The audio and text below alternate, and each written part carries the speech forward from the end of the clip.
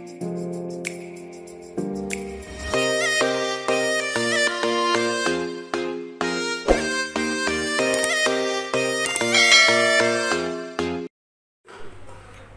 वालेकुम all pharmacy students. आज protein के अंदर हमारा लास्ट लेक्चर है क्लासिफिकेशन ऑफ प्रोटीन। इससे पहले हमने प्रोटीन के फंक्शन देखे थे, वो पढ़े थे। तो आज हमारा इसमें last topic classification of protein है। अब प्रोटीन की जो क्लासिफिकेशन है वो 3 टाइप्स की होती है। एक को हम कहते हैं सिंपल प्रोटीन, दूसरे नंबर पर कंपाउंड और कॉन्जुगेटेड प्रोटीन्स, और थर्ड नंबर पर है डिराइव्ड प्रोटीन्स। तो हम बात करते हैं सिंपल प्रोटीन की। सिंपल प्रोटीन क्या होती है, आपको ये पता होना चाहिए, आपके इल्म में ये बात होनी चाहिए कि जो प्रोटीन होती है वो अमाइनो एसिड से मिलकर बनते हैं। अब जब प्रोटीन टूटेगी तो उससे अमाइनो एसिड ही बनेंगे। तो इसलिए on hydrolysis these protein yield, कि टूटने पर ये जो प्रोटीन होती है, यील्ड का मतलब होता है ये पैदा करती हैं ओनली अमाइनो एसिड या डेरिवेटिव। ये सिर्फ अमाइनो एसिड पैदा करेंगे या अमाइनो एसिड से जो बनने वाले कंपाउंड है वो पैदा करेंगे। अब सिंपल प्रोटीन की मज़ीद आगे टाइप्स हैं। तो सबसे जो पहली है वो है एल्ब्यूमिन प्रोटीन। सबसे पहले क्या है, एल्ब्यूमिन। अब एल्ब्यूमिन के बारे में आपने देखना है कि एल्ब्यूमिन क्या होती है। These are water soluble protein, कि ये जो प्रोटीन होती है ये पानी के अंदर हल पजीर होती है। और ये पाई कहाँ जाती है, ये पौधों और जानवरों दोनों के अंदर ये पाई जाती है। इस एग्जांपल में देखनी है आपको सीरम एल्ब्यूमिन। अब जो सीरम होता है ये ब्लड के अंदर फ्लूइड होता है, इसके अंदर यानी कि ये ब्लड ही होता है, लेकिन इसके अंदर सीरम के अंदर फाइब्रिनोजिन प्रोटीन नहीं पाई जाती। अब फाइब्रिनोजिन प्रोटीन का काम क्या होता है, क्लॉट बनाना, ब्लड। तो इसके अंदर ये जो फाइब्रिनोजिन नहीं। उसके बाद देखना है ओव एल्ब्यूमिन।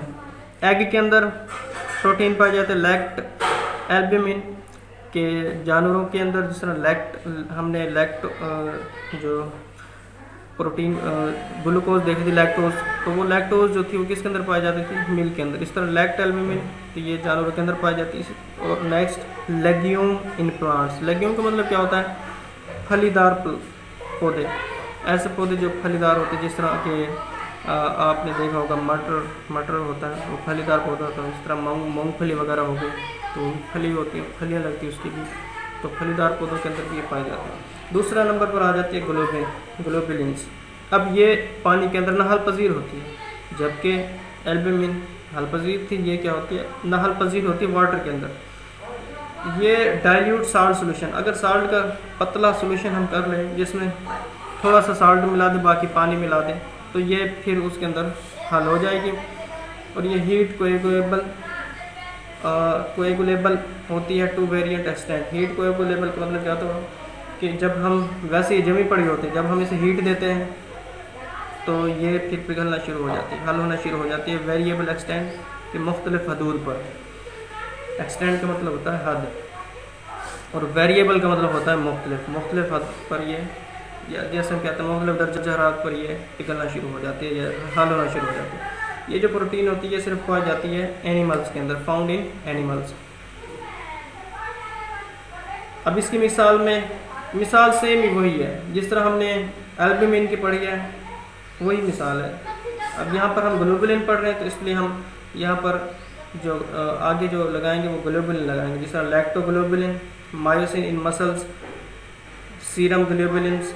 और प्लांट के अंदर भी पाई जाती है। कौन सा प्लांट, लेग्यूम, जो क्या होता है फलीदार प्लांट होते हैं, उनके अंदर भी ये पाई जाती है। थर्ड नंबर पर देखें, आगे आता है ग्लोबिन्स। अब जो ग्लोबिन है ये भी प्रोटीन है। अब ग्लोबिन होती है, these are rich in histidine. Histidine, अब ये क्या है, एक अमाइनो एसिड है। ये क्या है, एक अमाइनो एसिड है।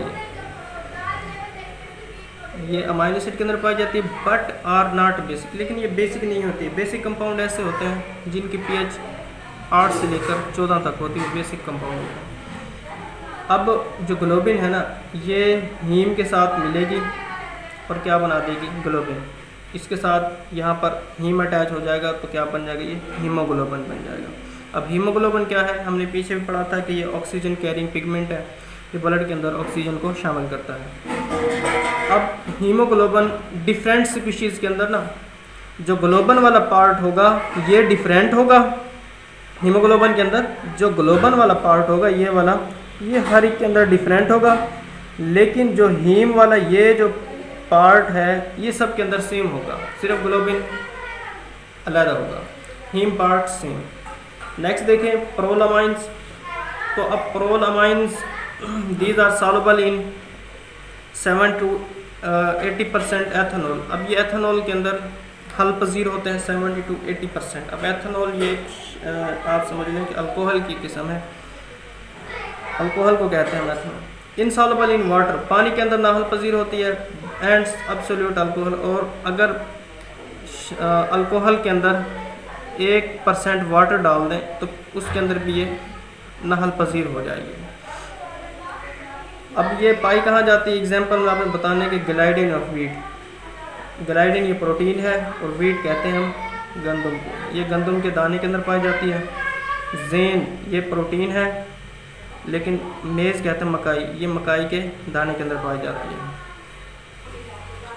नेक्स्ट आपने हिस्टोन के बारे में बताना है कि हिस्टोन क्या होता है। ये वेरी स्ट्रॉन्गली बेसिक प्रोटीन होती है, स्ट्रॉन्गली बहुत मजबूत बेसिक प्रोटीन होती है। स्ट्रॉन्गली इसकी जो पीएच होगी वो होगी 12, 13, 14 इतनी होगी, तो ये क्या होगी फिर स्ट्रॉन्गली हो जाएगी। As they are rich in arginine, अब ये सबसे ज़्यादा अमाइनो एसिड होता है आर्जिनिन, उसके अंदर पाई जाती है। अब ये जब डीएनए के साथ कंबाइन होगी, कि combination of DNA and histone, DNA और हिस्टोन जब आपस में कंबाइन होते हैं, मिलते हैं, तो क्या बनाते हैं, न्यूक्लियोप्रोटीन। इसी तरह डीएनए और हिस्टोन का जो ताल्लुक़ होता है उसे हम क्या नाम देते हैं, न्यूक्लियोसोम का। अब ये न्यूक्लियोसोम न्यूक्लियस के गिर्द, अब न्यूक्लियस के अंदर ये क्रोमोसोम होता है, क्रोमोसोम के अंदर ये प्रोटीन लिपटी हुई होती है, इसलिए हम इसके अंदर न्यूक्लियोसोम। नेक्स्ट देखें, नेक्स्ट है आपको प्रोटोमाइंस। प्रोटोमाइंस ये भी सिंपल प्रोटीन के टाइप है और ये कहाँ पाई जाती है, present in sperm cells like histone. Histone की तरह ये भी ये स्पर्म सेल के अंदर पाई जाती है। अच्छा, हिस्टोन की तरह ये भी न्यूक्लियर प्रोटीन बनाती है, किसके साथ, न्यूक्लिक एसिड के साथ। अब ये आर्जिनिन के साथ, आर्जिनिन के अंदर सबसे ज़्यादा मिकदार में पाई जाती है, जिस तरह हमने हिस्टोन में बात की थी कि हिस्टोन जो होती है वो भी आर्जिनिन में ज़्यादा होती है, और जो प्रोटोमाइंस ये भी आर्जिनिन के अंदर ज़्यादा मिकदार में पाई जाती है। अब लैकिन, टायरोसिन एंड ट्रिप्टोफैन, लेकिन ये जो प्रोटोमाइंस होते हैं ये टायरोसिन और ट्रिप्टोफैन इनके अंदर, ये मसल्स के अंदर ये पाई जाती हैं, इनके अंदर ये नहीं होती प्रोटोमाइंस। इस तरह आगे देखें अल्ब्यूमिनाइड्स। अल्ब्यूमिनाइड्स को हम स्क्लेरोप्रोटीन्स भी कहते हैं। स्क्लेरो का मतलब होता है हार्ड। तो ये जो प्रोटीन होती है सिर्फ एनिमल्स के अंदर पाई जाती है, do not occur in plants, plant के अंदर ये नहीं पाई जाती। अब इसके अंदर वो शामिल हो जाती प्रोटीन की टाइप, कोलेजन होगी। अब कोलेजन ये कनेक्टिव टिश्यू, ये भी एक प्रोटीन की टाइप है जो कनेक्टिव टिश्यू के तौर पर काम करती है। इलास्टिन ये भी प्रोटीन है।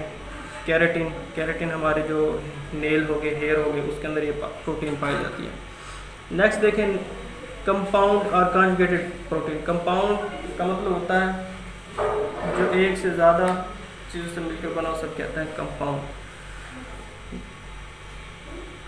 तो अब इसके अंदर प्रोस्थेटिक ग्रुप को देखेंगे कि प्रोटीन के जो पार्ट होते हैं वो अटैच हो जाते हैं सम नॉन प्रोटीन ग्रुप, कि प्रोटीन के पार्ट ऐसे ग्रुप के साथ अटैच हो जाते हैं जो प्रोटीन नहीं होते, उनको हम क्या नाम देते हैं, प्रोस्थेटिक ग्रुप का नाम देते हैं। आपने फिर इसके अंदर ना कॉन्जुगेटेड प्रोटीन की टाइप्स के बारे में बताना है कि न्यूक्लियर प्रोटीन, जब न्यूक्लियस प्रोटीन के साथ मिलेगा तो न्यूक्लियर प्रोटीन बना देगा, जब फास्फोरस प्रोटीन के साथ मिलेगा तो फास्फोप्रोटीन बना देगा, जब लिपिड और प्रोटीन दोनों मिलेंगे तो लिपोप्रोटीन बना देंगे, जब क्रोमोसोम प्रोटीन के साथ मिलेगा तो क्रोमोप्रोटीन बना देगा। तो ये आपकी क्या है, कॉन्जुगेटेड प्रोटीन की मिसाल है। कॉन्जुगेटेड दो चीज़ों से मिलकर बनने वाली जो प्रोटीन होती है। Derived protein. अब डिराइव्ड प्रोटीन ये सिंपल प्रोटीन और कंपाउंड प्रोटीन दोनों से मिलकर जो प्रोटीन बनती है उसमें कहते हैं डिराइव्ड प्रोटीन के डिराइव्ड इसको अक्स किया जाता है from simple and conjugated protein. इसको सिंपल और कॉन्जुगेटेड प्रोटीन से अक्स किया जाता है, बनाया जाता है। अब इसको फिर सब इसको डिवाइड किया गया छोटे ग्रुप्स के अंदर, जैसे कि एक को हम कहते हैं प्राइमरी डिराइव्ड प्रोटीन, दूसरे को हम कहते हैं सेकेंडरी डिराइव्ड प्रोटीन। अब प्राइमरी जो डिराइव्ड प्रोटीन होती है ये कब बनती है? Produce from denaturation from denature of protein. अब ये प्रोटीन के डीनेचर होने से बनेगी, कि जिस तरह अब कंपाउंड हो गया या सिंपल प्रोटीन, उनके डीनेचर होने से ये प्रोटीन बनेगी। अब डीनेचुरेशन की जो वजह होगी, यानी कि जो डीनेचर का मतलब होता है टूटना, जो प्रोटीन टूटेगी किस वजह से टूटेगी? या तो उसे हम हीट देंगे या फिर एसिड वगैरह के साथ रिएक्ट करवाएंगे तो वो प्रोटीन जो होगी वो टूट जाएगी और क्या बना देगी? प्राइमरी डिराइव्ड प्रोटीन बना देगी।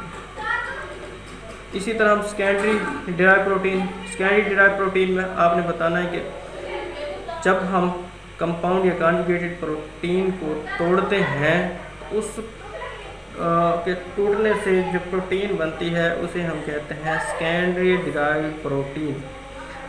आज आपका ये प्रोटीन का जो टॉपिक था पूरा वो कंप्लीट हो गया है। नेक्स्ट इंशाल्लाह हम अगला टॉपिक देखेंगे। तब तक अपना ख्याल रखिएगा। अल्लाह हाफिज़।